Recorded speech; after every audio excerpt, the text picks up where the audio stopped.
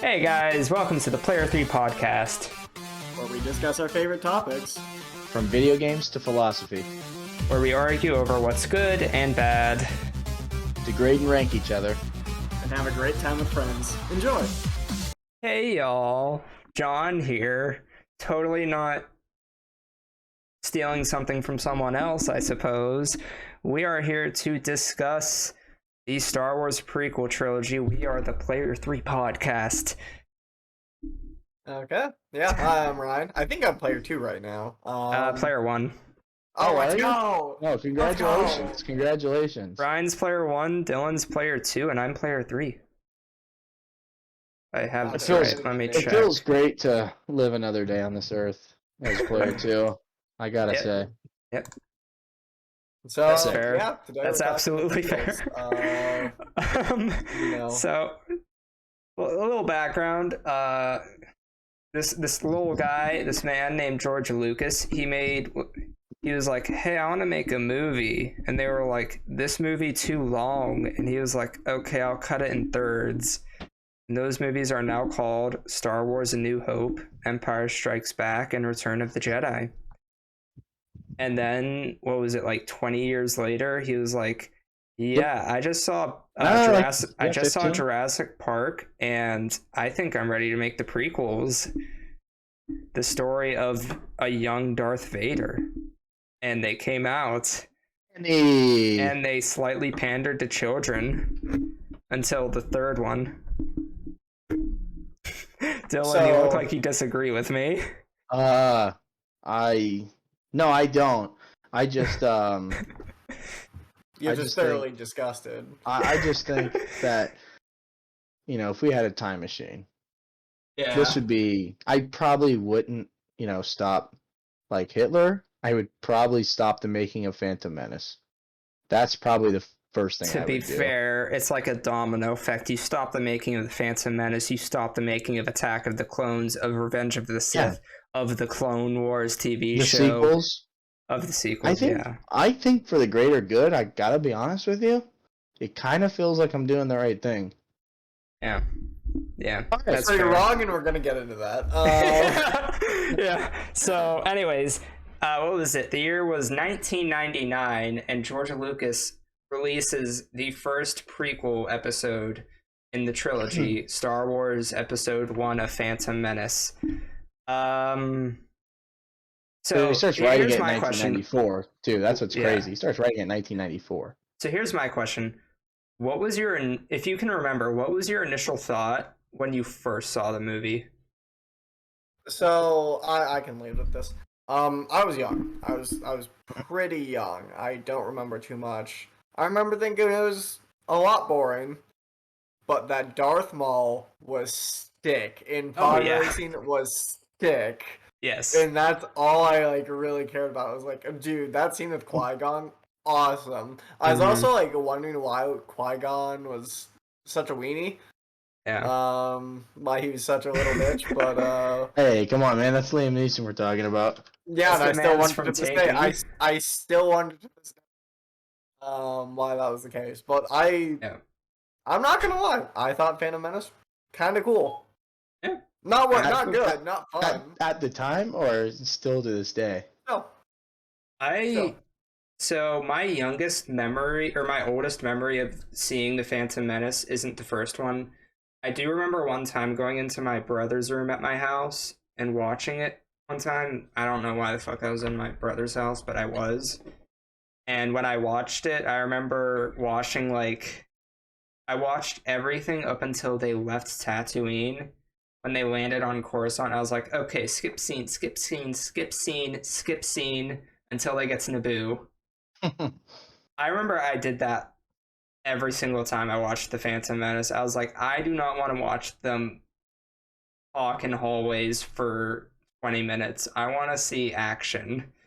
I want to see Darth Maul, like Ryan said. I thought he was also a badass. Especially the two-sided lightsaber that he had. Oh, yes. The first time I would have seen that. So the first time I see Phantom Menace, John, I think it's with you. Obviously, your neighbors for a couple of years there. We were younger. So I must have been maybe 5 to 7 years old when I first see it. And like you said, I did this with like all movies. It wasn't just Phantom. Like eventually we get to Revenge of the Sith and Attack, and I'm doing the same thing where, on the old DVD players, I have it memorized what chapter number on the DVD is to the point where the movie gets good. So like I'll sit through the trade negotiations, and then I'll go through the water stuff, and then as soon as they get down there and they're talking, and I just go skip all the way until the Duel of the Fates, and so I don't really ever remember watching it all the way through until I was like older, maybe like 12 or 13, but like playing all the Lego games too helped me piece that stuff together. That's true. That's fair. And especially my impression of go ahead. Sorry. I was gonna say, especially watching like Attack of the Clones and Revenge of the Sith kind of fills the gap a little bit of what was missed. Yeah, definitely. And so my thinking like was like kind of similar. Like it's not that bad. Like my critical thinking skills were not up to snuff, and they're still not. I'm not. But But I thought like this is not Star Wars, man. It's got lightsabers and blasters and ships. Like it's not that bad. It's not till we can get into this. It's not till I'm 14, 15, 16 where I go, wow, how did this get released? Yeah, I don't think it's the worst one, but we can get into that. I mean, you mentioned that you thought, oh wow, this does not feel like Star Wars. I remember only feeling that way about one part in a movie for Star Wars, obviously, but it's not the prequels.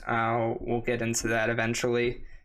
We're not just discussing the prequels. We know what trilogy it is. Yes, we do. I'm just not gonna say it. Fair enough. But what surprises me though is that, as kids, me and you, we skipped the boring shit. I'm sure, Ryan, you at least did that one time or more times than you mentioned. I did it once when I was watching with you, and I thought it was strange that you were doing it. My thinking at the time was that when I watch a movie, I watch the whole movie. That's fair. That's fair. But no, I man. I'm skipping through.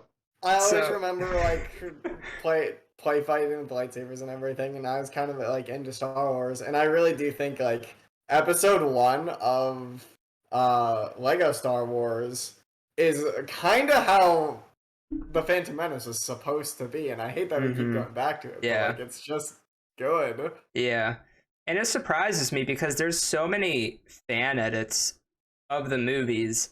I wish they were more accessible. I started one on YouTube, and before I mention it, how much of the Phantom Menace do you think the fan edit I specifically watched included? And let me give you more explanation. It was like a 3-in-1, all prequel movies in one movie fan edit. So how much of the Phantom Menace do you think was there? 20 minutes. What do you think, Dylan? That feels about right. Probably 20 minutes, 35 minutes. 20 to 30 minutes. I'll revise my question. What part or parts do you think was included in the Phantom Menace? Nothing. Nothing Trade Federation. Yeah, nothing. Nothing Gungan. I'm gonna say it probably starts on Tatooine. Not even the pod race. Probably just Anakin leaving, and then him that Duel of Fates, and then Anakin flying the ship. That's probably it. So maybe 20 minutes. Do I hear what was in it? Yeah. About half of Duel of Fates. Really? They cut out Anakin's introduction. They cut out Anakin's introduction. They cut out Darth Maul's introduction. The cool opening of the door and him there standing there was completely cut. It just starts at like the fight when they're like in the ray shields, if you know where I'm at. Before Qui-Gon dies. It started there. No Gungans. You guys were right with that. Yeah, I figured. Just did that. It did like I think the funeral scene, and I think it did a few scenes out of order from like just to develop some characters, and then it jumped to Attack of the Clones, and that's all I saw. That's interesting. That's actually not how I would ideally want that And if you're tackled curious, personally. and if either of you are curious, I'll link the specific YouTube video in our Discord after this episode if you remind me. Yep. So anyways, let's move on to Attack of the Clones. I'm sure we have some things we would like to mention about that. So just, I guess, thoughts on it. So, introduces Kashyyyk, love Kashyyyk. Introduces Geonosis, love Geonosis. Introduces the clones, probably my favorite element of Star Wars. I thought Kashyyyk was Revenge of the Sith. No, Obi-Wan goes to Kashyyyk and fights Jango Fett, correct? Oh, that's Kamino. That's Kamino. Oh, okay, I meant Kamino. Yeah, that's my bad. I was confused. Kamino's a cool planet. Kamino's a cool Kamino's planet. cool. Kamino's Kamino's awesome. Yeah, I don't know. I think the droid factory is really fun. I think the arena is really fun. All the Jedi is awesome. The Dooku fight. I think it's a good movie. I think it's solid. I think it's much better than the first film. I think the only issue is, and obviously you guys will probably agree with me on this, the dialogue. Yeah. That's universal for all these. We can get that out of the way. The dialogue is universally bad at these movies. I think there are a few characters that are pretty solid. I think they're better. Yeah, I think Palpatine's good. I think Obi-Wan is good. I think like Yoda, maybe, and Mace Windu, they're good. So Anakin is Anakin. Yeah. So I said like earlier, sand, fellas. He doesn't like sand.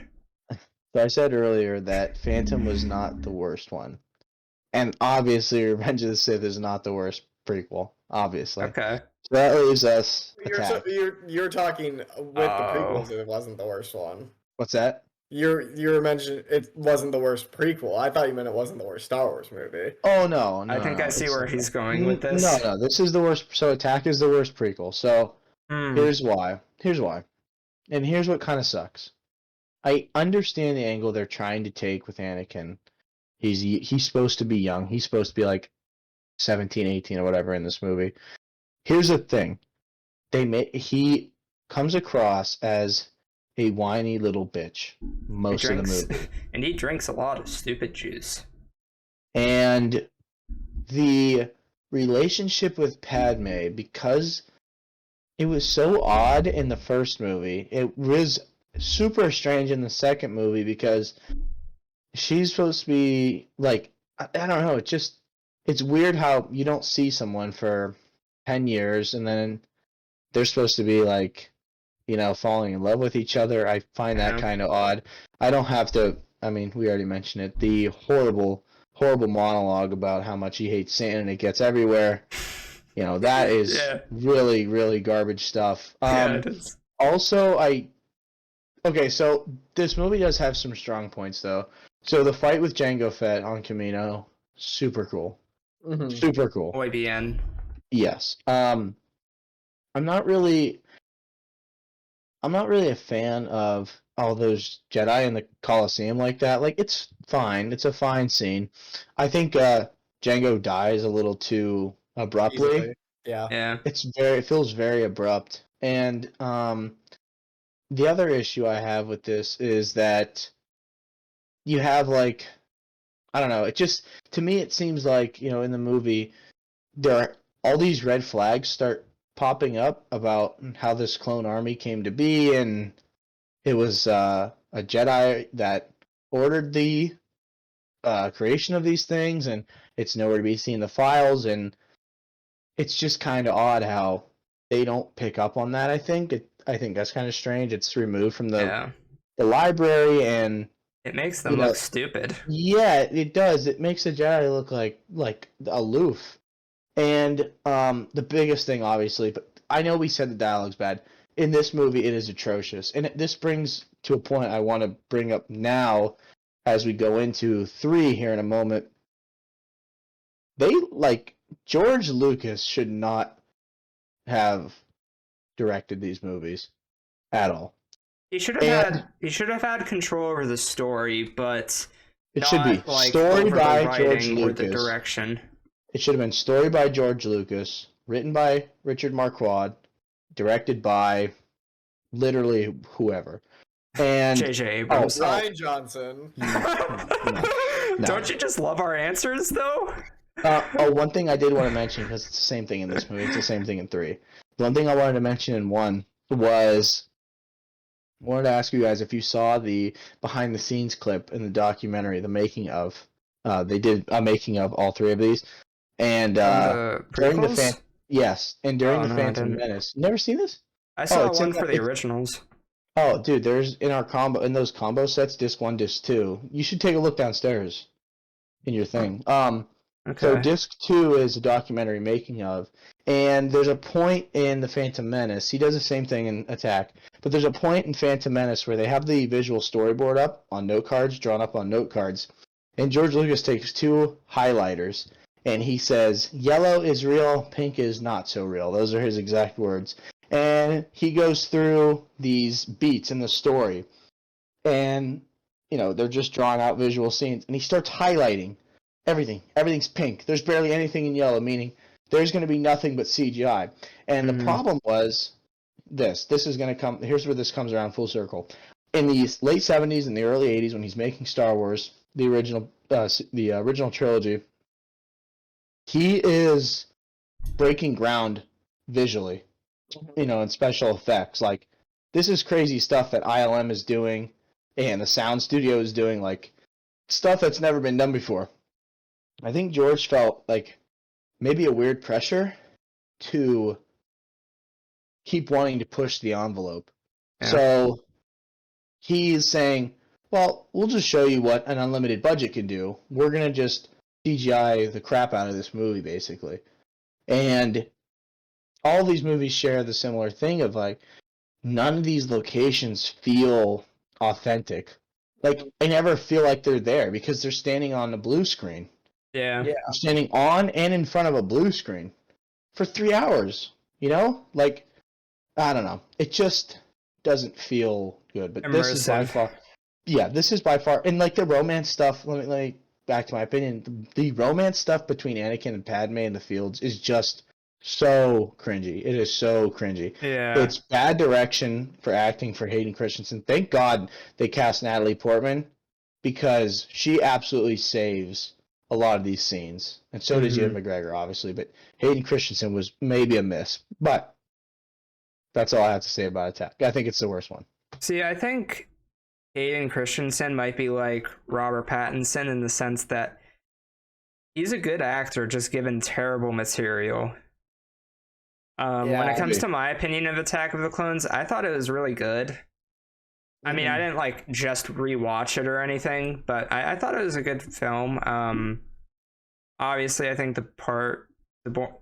I think the beginning was a little boring and slow, but not as bad as Phantom Menace. The CG was, it was too much. It wasn't that immersive. It doesn't hold up. It doesn't even really hold up either. That's what's unfortunate. Yeah, and like it feels like it just doesn't hold up. It feels like they didn't really spend too much time on focusing on how good the actors were doing with the lines given to them, or even the lines given to them. Yeah. Like how good the lines were. And I know you said, oh, thank gosh for this actor and this actor, but another shout out is Christopher Lee, who played Count Dooku, did a fantastic job. Yes. Yeah, he fantastic job as Absolutely. Count Dooku. Absolutely. God rest his soul. So a couple of things I'll say in its defense. George Lucas has always been bad at writing dialogue. And he's contributed to the dialogue. Have you heard the story of what Harrison Ford said to him? No. I think so. Harrison Ford at one point walked up to George or whoever was handling dialogue in the original movies with his script, and he said, "Listen, you can write these lines. I cannot say these lines. These are bad lines." Yeah. And I heard basically Harrison Ford just made his own script for the film based off what they wanted him to say. Yeah, and like the "I love you, I know" line is entirely improv. Yeah, that was. I did know that. Yeah. So So Star Wars' best dialogue doesn't come from the writing room, unfortunately. Which is unfortunate. but it is what it is.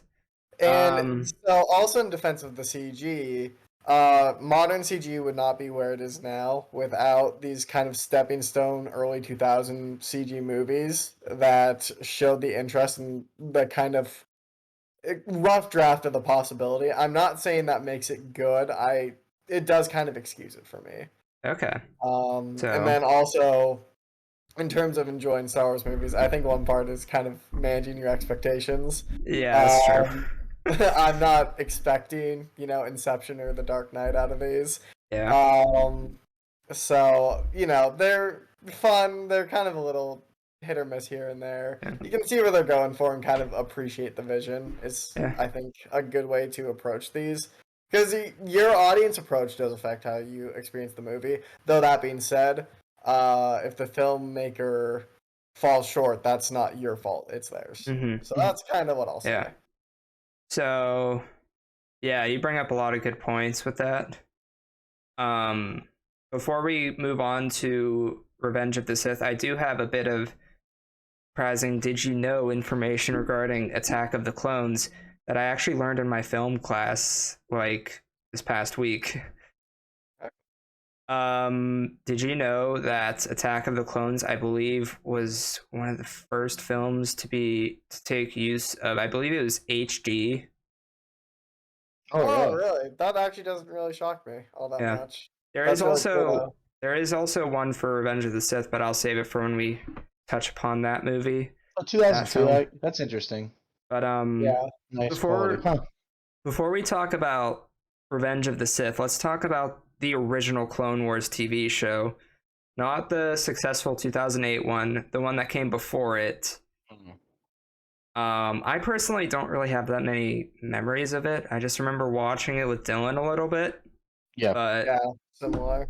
Beyond and seeing clips afterwards. Yeah. So I actually thought it was a movie. I thought it was a. I thought it was like a couple movies. I don't know. I know at one point Anakin like gets tattooed up or something. Interesting. When you're shaking your head, I completely agree with that. Well, what's interesting about this is it actually did come out before episode 3. Yeah. So it's actually kind of important to the audience experience, and I'm glad we're talking about it, because it made General Grievous look like an absolute monster of an opponent. Yeah. Like he won before Jedi. He like fought off Mace Windu. He beat a couple of people who were on the Jedi Council. Like that is the best. What? I don't remember this. Yeah. As he's fleeing with Palpatine, or like he's covering the retreat or something.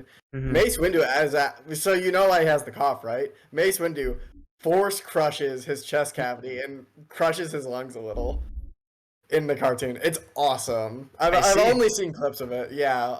And then there's like a scene with him in a cave, and he's like 1v4 in Jedi, and he's kind of like a horror creature. It's kind of like the episode with Kit Fisto and Kit Fisto's Padawan. I remember that one.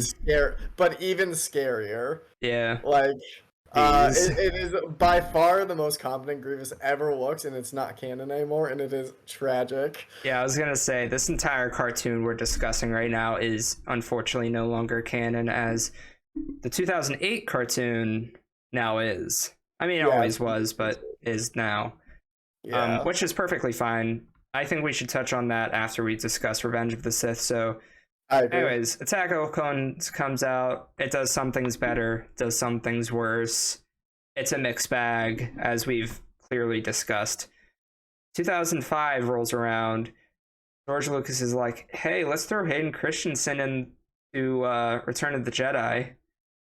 And what's his name? He does Emperor Palpatine. Let's throw him into Empire Strikes Back. And I think those revisions are fine. I don't really have anything against those. And then he's like, okay, time for episode 3, Revenge of the Sith. Dylan, go off. This movie it's by far the best prequel. By far. Yes. And I'm gonna say something that might be a bit blasphemous. Let's hear it. I can and will defend this point. Revenge of the Sith is the 3rd best Star Wars movie among all of them. Okay. All of them, so not just the numbered, but All of them. including. I'm Okay. including Rogue One. I'm including Solo. Okay. Okay. All movies. Have you Three. seen Solo? I have not seen Solo. I have Ooh. not seen Solo. So I can leave it out of there, but I've That's heard fair. enough that it's not as good as Rogue One. It's not as good as 5. It's not as good Yeah. as 4. Yeah. So, you know. So just to confirm, unless you want to save this opinion as a surprise for our future discussions, but if I had to guess, the ones you'd put above it are Rogue One and 5. That's okay. That would be That's correct. fair. That would be correct. And we can, Uh, and once we finish all the trilogies, we can start Right. listing them off. Yeah, Discussing. yeah. But yes, this is by far and away the absolute best. I'm gonna tell you why. So a lot of the acting gets cleaned up. It's a lot cleaner. The CGI feels a lot less invasive. You can tell over those. With production, I guess it would be. I would still be 6 or 7 years between Phantom and Revenge. That the CGI looks a lot better. It's used a lot. It feels more effective in its use. It's used more creatively. Yeah. It's definitely used more creatively. Like you think of the theater scene when he's sitting with Palpatine.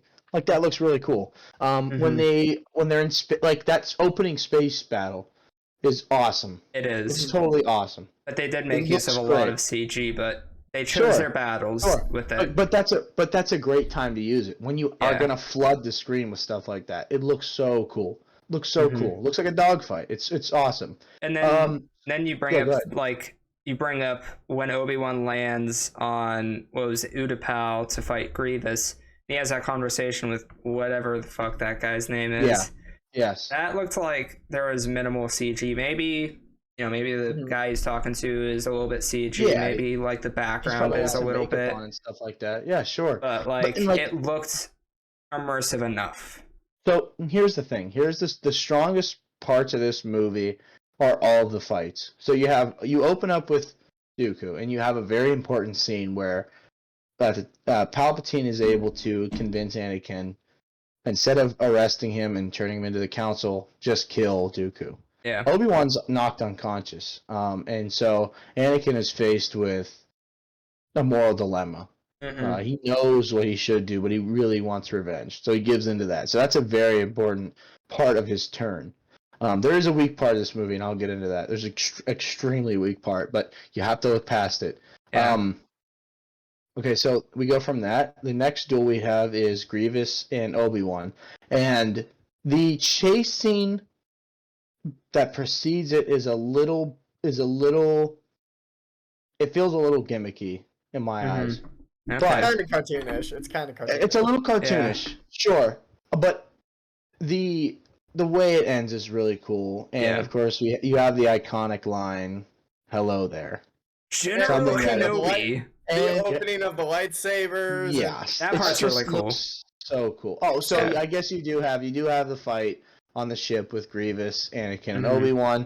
Anakin lands the ship. Reveals Padme is pregnant. This movie really feels like we're really coming together. It makes 1 and 2 feel super unimportant because 3 really shows you, all right, how do we get here? And now you have, and then you have Palpatine versus. You have Palpatine versus the Jedi Council that comes to arrest him, and he just mauls through them, literally mauls through them. Anakin, kind of Mace Windu, but yeah. Yeah, and Anakin, who now is seeing visions of his wife, Padme, of course, suffering, giving birth, and dying. He's doing anything he can do to save her, and if that means learning the dark side, he'll do it. Until he's facing another moral dilemma. Do I save Palpatine? Do I save Mace Windu? And Anakin gives into what he thinks is the right thing to do to save his wife. Of course, he has to kill Mace Windu in that. And now here's the weakest part of the movie, and you really have to overlook it. Of course, there's just the garbage line. The garbage line, unlimited power. I mean, that is some of the worst shit I have ever heard in my life. It is so bad. It is so bad. Unlimited power. Okay. And then not but 1 minute later, he just goes, "You're gonna go by Darth Vader now." And he's like, "Okay, sounds good." And Yeah, that it's was just a little ridiculous. It's just a little ridiculous. If you go, okay, whatever. You look past that, we have a very gruesome scene. At the time, definitely by far the most gruesome. It may have been slaughtering the Sand People, but now it's Anakin going through and murdering the younglings. And yeah. you have Order 66 on top of that. That montage, very cool. Like, for the Empire. But Okay. we have all these key plot points, and obviously we can get into Anakin versus Obi-Wan, the thing you've been waiting for 3 movies. That happens at the end, and so I'll pass it over to you guys. I just think it's very strong in its duels, in its character plot points, its character arc. Okay. I do have Arcs. a few. Yeah. I do have a few thoughts to convey after your opinions. So, you mentioned, do you think the duels are like the strongest part of episode 3? I think it's actually the character arcs or the characters. So, like, what comes to mind for me is like the scene where Obi-Wan and Anakin, like, they saved Palpatine, they won the day, sort of, kind of, and they're talking to each other, and they say goodbye for the last time before Anakin turns to the dark side. I remember more recently, of course, not as a kid, but I remember as an adult who understood that was what was happening, like just loving that scene ever more. And the dialogue for that was phenomenal. I thought they both did a great job with that. I do agree that the whole scene of Anakin actually turning when he is faced with killing Windu or Palpatine, he makes, unfortunately, the wrong choice and becomes Darth Vader, but we saw that one coming a mile away. Can I interject real quick? Okay. Real quick point. I feel like every time I watch episode 3, I just want to, like, please, every time I feel like there's a chance he won't do it. It's just like, I'm just like, please don't. Please don't. Save Windu, please. Yes, please save Windu. And it's just... Windu didn't need saving. He just didn't need someone to interfere. Yeah, pretty much. Yeah, he was winning. He was winning that. Yeah, definitely. But that's fair. That's a good point. But yeah, the whole "I'll do anything you ask." Okay, you're now Darth Vader. You are now Darth. Shit, that's weird. It's a little silly. I thought the beginning of the Anakin Obi-Wan fight was a little meh with the dialogue too, because like if you listen back to like the specific things that Anakin or Darth Vader is saying to Obi-Wan as they're circling around each other in Mustafar, the things they're saying to each other, at least the things Anakin is saying to him, is just so outrageous. Besides that, I think it's a great job. I think Ewan McGregor did the best that he could with what he had. I think they all did, honestly. One thing I will say is I wish Padme was in the film a little bit more, but it is what it is. It needs to focus on Anakin. And it's funny, we've gone all the way to Revenge of the Sith, and Gungans are no longer a thing, basically. Yeah, you see very little. Even in 2, you barely ever see Jar Jar. But it's interesting, and I hate to interrupt you again, but I just remembered, Jar Jar is the one who introduces to the Senate the motion to grant Palpatine emergency powers. Yes. He's a Naboo representative. It's nuts. It's weird. Yeah, it's hilarious. It's so weird. Okay. Actually, Jar Jar ruined the galaxy. Darth Jar Jar? A little bit of a tangent. Do you think there was ever any intent for Darth Jar Jar? Oh, yeah, definitely. I don't know. Okay. I think so. I agree. I don't know. I just feel like it. I feel like they set him up to be like this dork, obviously, but there's like the scenes and stuff like that where he's doing like stuff he like should not be able to do, like saying the thing as a person delivers a line. Yeah. Like he's using Jedi mind tricks. Yeah, and honestly, like there are even theories that Snoke is Jar Jar. I'm not kidding. Episode 7 is coming out. I am aware of those. Yeah. So, Or the person behind Snoke was Jar was Jar. Jar Jar. Yeah. Yeah, I guess I'll get started too talking about it. One of the things I appreciate, and this isn't like because of the movie, it's because of the community around the movie. There is not a 3-minute period in this movie without a meme. There's not. No. There are at least 30 memes. It's awesome. This is where the fun begins. So good. This is where the fun begins. Another to add to my collection. Unlimited power. Like, there are so many. I hate you. No. Like, so many. I forgot about no. Me too. Yeah, there are so many. It is actually, you can't go 3 minutes without seeing one. I was going to say, we're probably forgetting them too. Like the amount. We have not even touched upon a third, I promise. So funny. It's great. Actually awesome watching the movie and just like seeing like, oh, I remember that. Oh, I remember that. Like, it's so good. Mm-hmm. General Grievous especially, like, there's not a minute where General Grievous is on screen that there isn't a meme. Yeah. I will say the battle on Mustafar is the best Star Wars battle to date. Yes. It has not been surpassed, and I have my doubts it will be. Yeah. No chance. No chance. Yeah. I just wish the effort and energy that was put into coordinating that scene was as, and that's the thing too. There's barely any dialogue until the end of the fight, but it feels, the fight throughout it feels like, well, obviously you know who's gonna win, but it's like it feels like it can go either way. And also, we finally get a chance to see Obi-Wan's swordsmanship. Like, we never really see how great of a fighter he is until now. Yeah. You know, because he gets knocked unconscious in Dooku, and in 2, he has Yoda come bail him out. Like, and then in 1 he cleans up the end. He cleans up the end. He cleans up. But now we're like, oh man! And what's cool about it that, you know, obviously the prequels were not really in George's mind when he made the originals. In fact, he didn't really. It's like, all right, but when we the Clone Wars are mentioned in Episode 4. Yes, that's true. That's true. Yeah, that's very true. Yeah, that's right.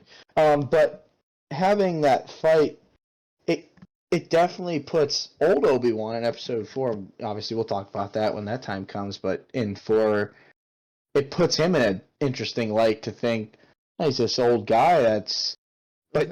We see 3, and he's like just this badass guy, like this badass character. Oh yeah, that's why I'm excited. Cool. That's why I'm excited for the Obi-Wan TV show we're getting. Yes, Kenobi. Yes. Oh and my gosh, the crazy thing is, so cool. By the time y'all are watching this, you viewers and listeners out there, you'll be able to see it. Yeah, at least some of it, or maybe the entire season or series, whatever. Is it a limited series or is it multiple seasons? Just one season, 6 episodes. They're about an hour each, hour 15 each. They're long. Okay. About to binge them. Don't fucking care. But to finish, I'm actually going to disagree with you, Dylan. I don't think it's the 3rd best Star Wars movie. I think it's the 2nd best. Oh! Hey, what's your first? He hit me with the old flip. It's 5. Yeah, 5 is the best. Okay. Yeah. He hit me with the old switcheroo. Switcheroo. That was awesome. I did forget to mention one thing, and I'm going to steal this from Ryan, sort of. Mm-hmm. Revenge of the Sith introduced Kashyyyk, and Kashyyyk's pretty fucking cool. Oh, yes. Kashyyyk is cool, and Chewbacca's pretty cool. Oh, one more. I wanted to talk about the Jedi themselves, a lot of them. The Council Jedi, specifically. Mm-hmm. Plo Koon, awesome. His expanded universe stuff before it got retconned, awesome. The Jedi Sentinel. And even him in Clone Wars, really cool. I like how they killed him in a ship because he was one of the better fighters where it felt like they had to get him in a ship to take him out. Ayla Secura, her death always haunted me as a kid because they continued shooting her body. It's brutal. It's gross. And so that shot when they're panning up and it's still lasers. Yeah. And one of the filmmakers has actually made a comment about it, and it's really impressed me, is the clones did it out of respect for her because they knew what a warrior she was. That's like the statement from the filmmakers, is like they were that scared and respectful of her that they had to do that. Just to make sure. I see. Oh god. Keanu Moonday I've always hated, so his way of going out was kind of satisfying to me, I'm not gonna lie. And the big disappointing one. The big disappointing one is Kit Fisto. Yeah. Kit Fisto goes down kind of weak. Yeah. Doesn't For sure. Palpatine kill him? Yeah, he does. Yes. But like he does not last long. No, it's Yeah. like one strike, and then he's just like Yeah. done. That's the other thing. Palpatine just goes in. He's like, ah. That's the other meme. The screaming, Yeah. like, Yeah. oh, it's so thoughtful. Yeah, his screaming Forgot about and that. weird spinning he does. Mm-hmm. Oh, my man. gosh, so great, Crazy. so great. And then obviously the clones taking out the Jedi, generally in the Jedi Temple, is really cool. Seeing the one kid get the senator out is really cool, and then immediately die. The younglings is iconic. Yes. Yeah, it's a pretty good movie. I'm not gonna lie. Yeah, and seeing Yoda, it's so awesome. Oh seeing yeah. Yoda escape with Chewbacca and like him grieving about the Jedi and also like not wanting to kill the clones but having to. It's such a good sequence. And the cool thing is, I'm gonna say something mean about Rogue One here. The nice thing, I will bet, I will. The nice thing they did in Revenge of the Sith compared to Rogue One was they didn't do deep faking. Not that they could at the time. They probably could if they wanted to today, but back then they just recasted Tarkin. In Rogue One, they deep faked Tarkin, and they also deep faked Leia by that point. Yep. And it looked very, very off, but we'll get to that at some point. Yeah, we'll get to that at some point. I think that was definitely the best choice they could have made. They definitely went with someone who's like, looks younger and looks like he could age up like 10, 20 years and become Tarkin. Yeah, definitely. So I guess in that sense, it kind of makes sense that they didn't in Rogue One because it takes place right after A New Hope, but we'll get to that again. But if we're ready... Moving on to the red meat of the video, I'm not gonna lie, this is what I'm excited about. The Clone Wars. The Clone Wars. Oh, starting with the movie, ending with, Ahsoka in the final season saving Rex. Yeah. So good. Yeah. So do you guys want to start or should I get right into it? I have something I'd like to say about the movie. Okay. I remember seeing the movie one time and being the only person in the theater. Really? I'm pretty sure it was me and you my saw mom. it in theaters? Yeah. Wow. Oh. But that's because it was like 3 episodes combined to one. Well, 3 episodes containing an arc, obviously, combined into a movie, I think. It was kind of one cohesive movie about Jabba's kid. It was a cohesive movie, but it was, I think, originally going to be like the first few episodes of the animated show. Oh, that could be. So I'll just put this out now. And they treated it like a pilot. You two can go crazy. I've never seen the movie, never seen the TV show, so. Oh, okay. Okay. Spoiler free. I'll never watch it. I have never seen every episode, I don't think, or at least I haven't seen them in order, but I've seen a whopping majority of them. All right, cool. I have seen them all. For some of them, it has been years, but I have seen them all. They're tremendous. They're really good. Except the Jar Jar episodes. Even they're not as bad as the prequel movies, though. So I'm gonna get into it because the Clone Wars presents some really interesting opportunities, some really interesting ideas. It kind of makes the prequels better in comparison. It creates new problems and then solves it. So the number one thing that the problems it creates and then subsequently solves is humanizing the clones so much and then also introducing Ahsoka. Ahsoka is one of my favorite Star Wars characters. She is awesome. Plus she saved Anakin's character. Yeah, she did. And I actually haven't seen Rebels yet, so I know some of what happens. I'm really excited. Ooh, you gotta see that. But yeah, we do. Or I do. Getting into it, there was this big issue as the series went on, season 2, 3, 4, where the clones were starting to become too human, where people were like, how does it make sense that the clones would kill the Jedi? And that's what, they were too good of guys. They were just, friends with the Jedi. And so then I think it's in boys moment.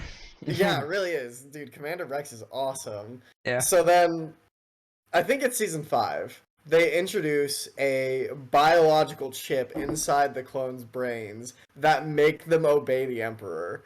And there's a really tragic scene. There's a clone who you get to know really well at this point, who is trying to expose this. He found the chip within his brain, is doing everything he can to expose it. He obviously fails, because we know how episode 3 goes. And it's really sad. It's really depressing. I remember watching that arc. This one clone almost stops all of Order 66. He almost exposed it. It's so good. Ahsoka, like, growing up, and she's kind of like a daughter to Anakin. Like, the way he always, like, calls her Snips, and, like, she learns from him, but also is, like, rebellious. Or maybe, like, a cool older brother or uncle. Older brother, younger sister. I don't know. Yeah. It's really, really cool. And he obviously, like, really cares about her. There's actually a scene where Anakin sees his future in the Clone Wars, and he sees Darth Vader. He gets his memory erased. It's nothing. But, like, it's kind of implied several times that Ahsoka almost stops him from going Darth Vader. And very narrowly misses it. And there's really cool things, like, they kind of expand the universe too. Like, there's a world of witches, which is really cool. And Dooku had an apprentice, and she was one of the witches, and she's pretty cool. I forget her name currently. Ventress. Ventress, that's it. And Luminara has like a Padawan that you get to see, and Kit Fisto has a Padawan who Grievous kills. It's all really cool. Or no, he was not a Padawan at the time. He had graduated to a Jedi Knight and was killed. Yeah. So it is a tremendous series, and then what it does for Maul is awesome. It brings him back to life. Yeah, it brings him back to life, and to start, he's crazy. He's like this robot spider thing, and then like he gets brought back, and he is kind of made sane again. He has a brother. Him and his brother try and stage a coup against Palpatine, and Palpatine wipes the floor with them in one of the best duels in the series in all of Star Wars. It really is, yeah. Dude, he's flexing on them so hard. He's like laughing and having fun while doing it. It's terrifying. Palpatine has never looked so threatening. Yes, correct. And then he takes over Mandalore. It's so good. And like everything with Mandalore, I forget the Duchess's name, but Obi-Wan's romantic interest. Yeah, Satine. Oh my god. So it literally humanizes the clones in ways you could never imagine with the movies, to the point where it retroactively makes the movies much better. It makes all the characters in the movie much better, and actually makes their moments in the movie better because it contextualizes them, and it sets up a story. And another, like it really pays attention to the movie. There's a scene where I think Obi-Wan says to Grievous, "We finally meet." So in the Clone Wars, despite Grievous being in like probably 25% of the episodes, Obi-Wan and Grievous never meet. Interesting. Yeah. Just really good attention to detail throughout the entire series. Mm-hmm. That's pretty cool. That is really cool. Like, there will be times where Grievous and Obi-Wan are on the same ship, a couple of rooms away, but they never meet. Yeah. Like, Obi-Wan is just preoccupied with other stuff. So big brain. No one's drinking the stupid juice here. No. To continue this little dive into the Clone Wars, when did the Clone Wars when did the series originally end? Like 2012, 2011? I believe 2012, maybe even 2013. So what was it? The 6th season was Would it have not even stopped on with cartoon. the Disney buyout? Maybe. Possibly, the season 6 wasn't even on Cartoon Network. It was on Netflix, I believe. And that was the season where the clone trooper had found out about the microchips and was trying to expose everything and failed, that Ryan mentioned. Yeah. Then we spent, what was it, like 9-10 years with nothing but, Rebels. We had Rebels. We had the sequel trilogy. Whatever. And then we finally get the conclusion to the Clone Wars that we deserved from 2013. We get season 7, and it includes literally the best arc ever the Siege of Mandalore. Yeah. I will just say, like it brings everything together. The whole Ahsoka leaving the Jedi thing with her and those sisters. It brings in Darth Maul taking over Mandalore. It brings in Order 66 and Anakin becoming Darth Vader. It brings all of that to a head, and it ends the Clone Wars so amazingly. She saves Rex. She removes his chip, and it's just like so well done. It is so well done, especially with how she researched the clone that like removed his own chip and whatnot. Mm-hmm. And it was so good. Yeah, so that clone, despite failing, was still able to kind of save Ahsoka and Rex in the end, which is at least something. Yeah. Another thing I'll say too is it actually builds the Star Wars universe like nothing else ever has. It actually explains, it gives a definitive explanation why there aren't more Force ghosts. And the answer is Yoda what would that be? So Qui-Gon's voice leads Yoda to discover the process to create Force ghosts. Yoda was the first person to ever become a Force ghost, and that's because Qui-Gon's voice led him. Qui-Gon wasn't a full ghost. And he goes to this like a really strong Force planet, and he kind of makes a Force discovery that allows Obi-Wan and Luke to become ghosts. And Anakin. So and Anakin. Qui-Gon would be the first? Kind of. He's kind of a half. Yeah. Kind of. Okay. It's hard to pinpoint. But yeah. It is a cool detail that they did include. I forgot to mention the cool detail about Revenge of the Sith, now that I think about it, that I included for Attack of the Clones. Mm-hmm. Revenge of the Sith is, I think, one of the first movies to release digitally. Like, have, I guess, a digital format in theaters. Mm-hmm. That makes sense. Yeah. I think George Lucas pushed for it. It pissed a lot of theaters off, but he went with it, and it turned out pretty good. But, back to the Clone Wars, I guess. Yeah, it obviously did such a good job. It spawned the Bad Batch. I think it kind of inspired the likes of the Mandalorian TV show and the Book of Boba Fett, which is kind of a Mandalorian spinoff at this point. Rebels. But that's fine. Rebels would not exist without Clone Wars. Yeah, exactly. And what I'll say too, this is kind of my takeaway for the prequels. I think the prequel movies are not particularly well made, and I don't think that's a hot take. I do think the prequels... You just said that like you were about to say something extremely controversial. I do think that the Clone Wars era and the prequel era is the best era in Star Wars, hands down. It's not even close. It's not even a little close. And I think the Clone Wars has a lot to do with that, where it actively goes in and makes the movies themselves better, which is crazy. And obviously I'm not expecting a casual fan to appreciate that and respect that, but it's nice for me. Yeah. So I could go on and on about different details in the Clone Wars and what makes it good, but I don't want to make this the Clone Wars discussion. Right. So I guess here's my question for you to end off. I don't know if we want to end off or not, but here's my question for you.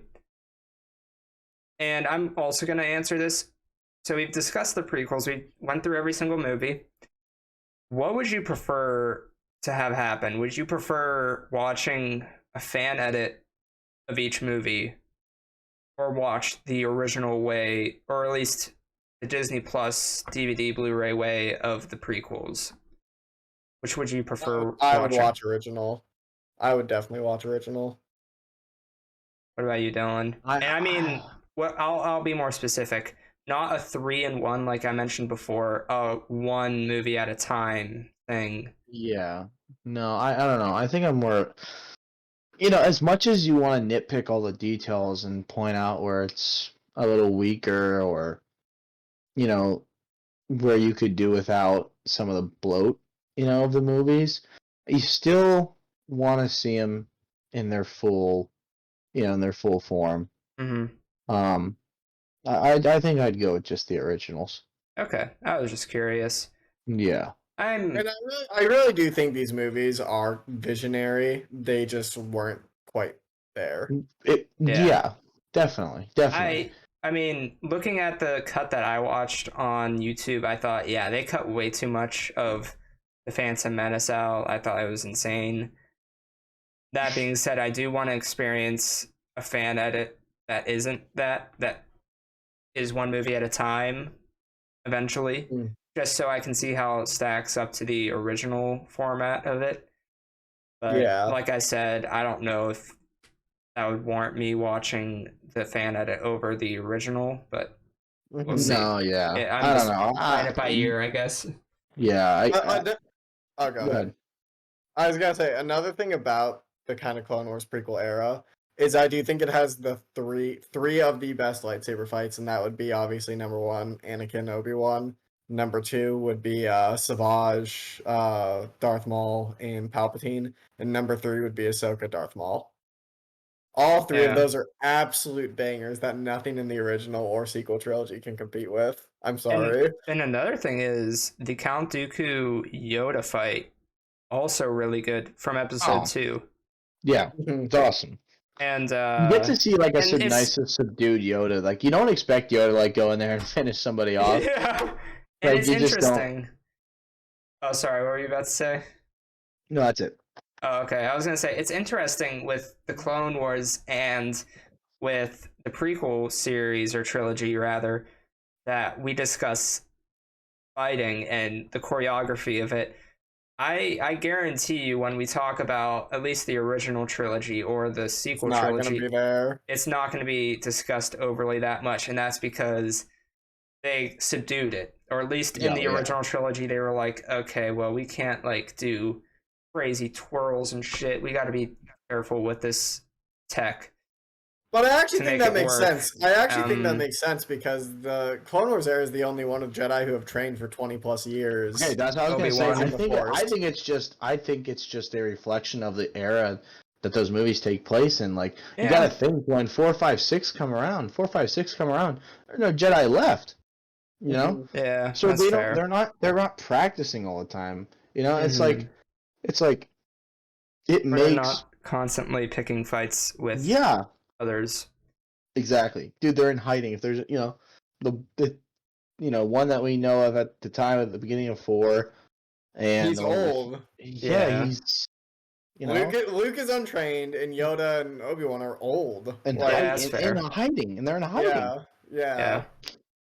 So there are story implications, but I also meant there's. But as far as action goes, there's filmmaking there's filmmaking implications there too. Definitely. So I guess my closing thought is, sand. It is interesting. Indeed, it gets everywhere. This episode is brought to you by sand. It does get everywhere. It's rough. It's coarse. It's coarse. Yeah. Without, and I think we all have the same answer, so this might be a stupid question. In the ranking of the 3 trilogies, which rank is the prequels? I have my answer. I'm actually gonna go something crazy. I changed my mind. I'm gonna go a little nutty. Okay, hold on. Let me really think. I have my answer. I'm pretty good with my answer. Let me just ask for a clarifier. Okay, so are we when you say is best, do you mean like on a on an objective level? Your favorite. Okay, so like preference. Yeah, preference. So like, if you said like, Dylan, you gotta watch 3 movies back to back to back, and I'm in which one do I want to do? Where does the prequels place that? Okay, I got my compared answer. To the original trilogy and the sequel trilogy. Sequels, of course. Okay, I got my answer. Me too. Okay. I'll start. It is my favorite. And I know that's crazy. You don't have to tell me, but it's just fun. It's cool. It's awesome. Like there isn't the cool crap in the prequels. Like the cool crap in the prequels does not appear in the rest of the movies. It's awesome. Do you think this? Let me ask you this. Do you think a part of that is maybe being nostalgia? A kid? Nostalgia. Growing up at the time? And it okay. So I didn't want to get into non-canon material, but Battlefront 2 plays a lot of a factor into it. So the story mode for Battlefront 2, you play. Such a good game. Such a good game. It is such a good game. You Not play the as 2015, not the Anakin. 2018 game. That game No, sucks. yeah, not 2018. No. Yeah, like 2005 or something. Yeah. Like that, You play as Anakin, specifically Clone Division, and it's awesome. You get to like see like what it's like to be a clone under Anakin in war, and it's so cool. Yeah. So between Battlefront, between the Clone Wars, like those definitely skew my opinion of the prequel movies way more into the positive light because they have all this good media surrounding them. Yeah. So, Sure. Okay, so I guess I will go second. Speaking of second, the prequels is second. The first being the original trilogy. And you bring up a good point, Ryan, about how the prequels have so much good media around them. And it's funny, the originals don't really have that all too much. I mean, it has Rogue One, it kind of has Rebels. Bad Batch, if you count it. It has Rebels. Mandalorian is in between. It has original and sequel.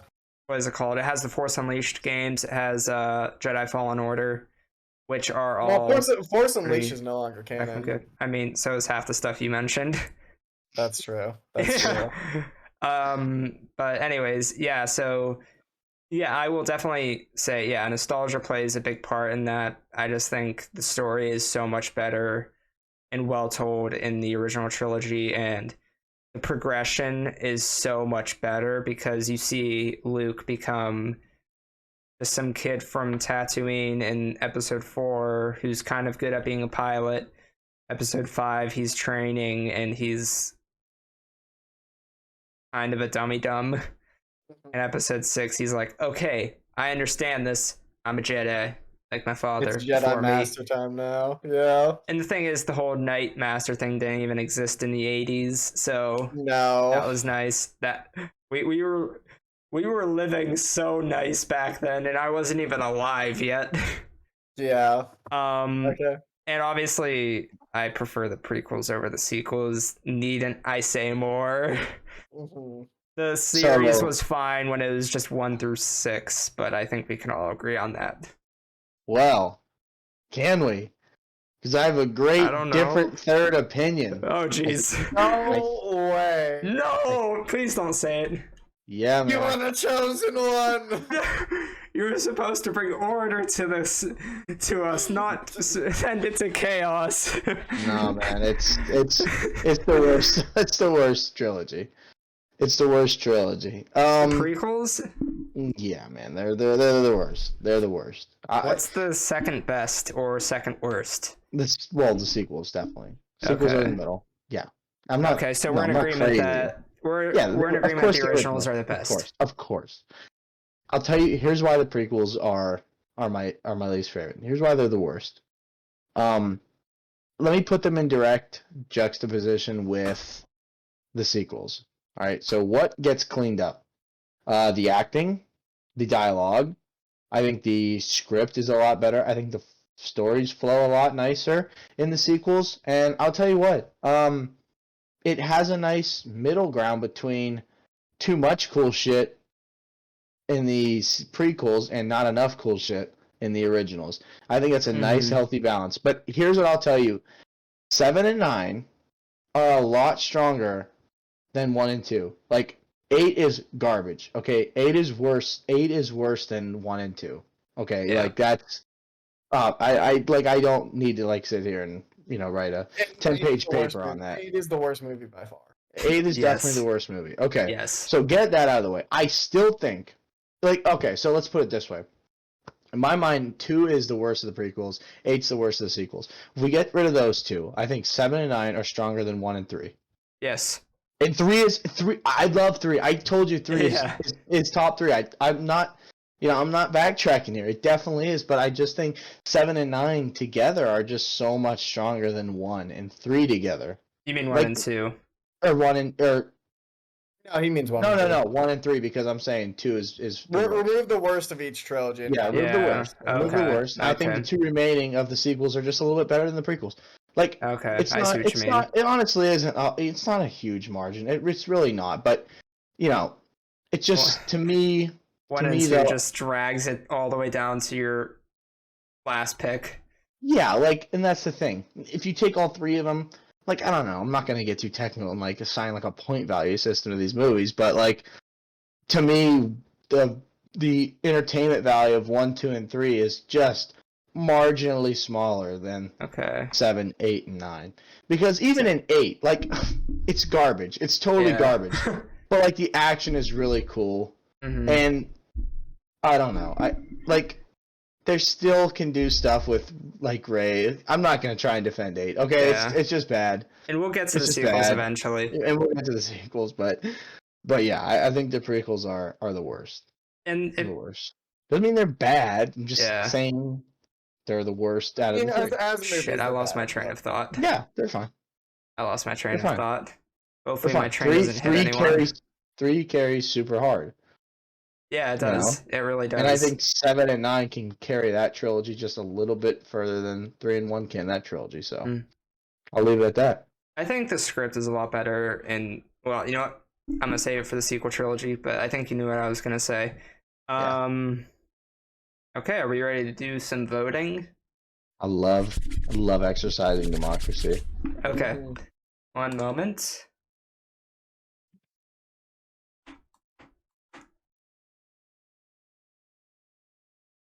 Okay. Every time we do this, I'm like, wait, how do we do this? Okay, so player 3, are we ready to vote? Yes. Okay. This is tough for me. Oh, it's not that tough. It's not that tough for you? I actually think this is the most even episode we've had. Yes, I would agree with you on that. Okay, I think I'm ready. Yeah. All right. Okay. You guys ready? Yeah. 3, 2, 1. Dylan. Oh no! What have I done? I should have voted myself. Wait, who'd you vote? I voted you. For? Okay. Hey, that's. Oh my god! I thought your explanation and breakdown of episode 3 was like stellar. I just thought because you guys just knew a lot more about all the Clone more Wars. shit. Yeah. I thought that. I thought your breakdown set of Dylan, episode 2. I thought your breakdown of episode 3 was really good. 2 was also good. Yeah. Appreciate it. I thought Ryan's explanation of the Clone Wars kind of set it above you, Dylan. Apologies. Yeah, I do too. Okay. I do too. Fudge. Okay, I guess. Now we're in a super interesting predicament. Yes, we are. Now Ryan, who thought he was in 3, now has to either vote for himself for second or first. Okay. Interesting. Oh, now I'm in a weird spot too. All right, are we ready for player 2? You guys are very even. Yeah, I think I'm ready. Yeah. Okay. All right. 3, 2, 1. Ryan. Oh my god. Okay. Jesus. I had a feeling we'd vote for ourselves and Dylan would just break the tie. Break the tie, yeah. Dude, I was like, well, could be John. It could be Ryan. Ryan voted himself last, so that's a vote of no confidence. Are we in agreement that I'm player 1? Yeah, I guess. Unless so if I just flaunted it, I could have won. Yeah. I was also thinking, is Ryan gonna vote me just so he can be player 1? But that's fair. You totally should have. That would have been hilarious. Yeah. Oh, come on, wow, focus. Your bit rate went super low. Okay, awesome. Yeah. I backed up a tiny bit. Jeez, cripes. So yeah, this has been the Star Wars prequel discussion. Join us next time when we talk about a kid with an oversized key and shoes. Only until 2019. Hey, copyright! Come on. Yeah, R.I.P. the clown shoes. So R.I.P. the clown shoes. Thanks for tuning in. We'll see you next time. Bye. Adios.